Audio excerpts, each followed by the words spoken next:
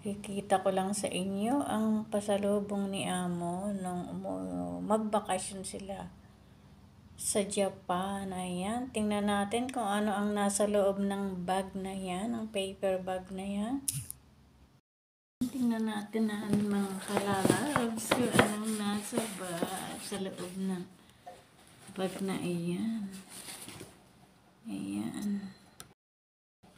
Ayan ang mga kalalabs. Tingnan natin kung ano nasa loob ng bag. Ayan. Dararan. Ayan. May headband. Ang ganda. Ayan. Ilang lapad kaya ito.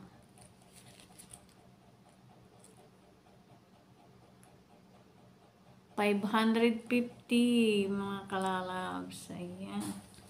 Ito pa ang isa. Ayan na. Nabuksan ko na yan eh. Wala na yung tag price niya. 500 din yan mga kalalabs.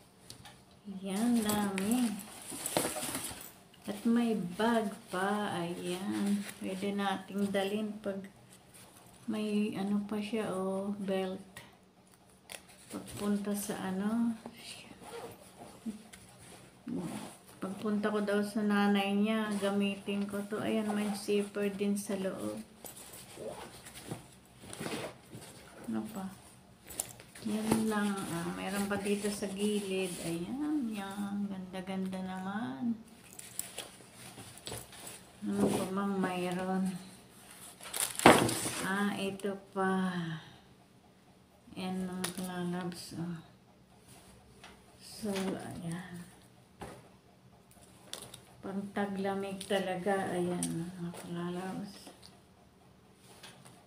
Meron na tayong pang sa liig.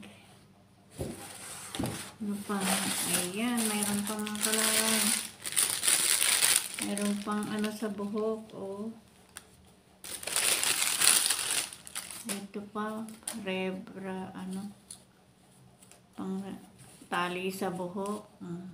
Ayan, mga kalalabs. Thank you, madam. Ayan. Isang terno pala yan eh.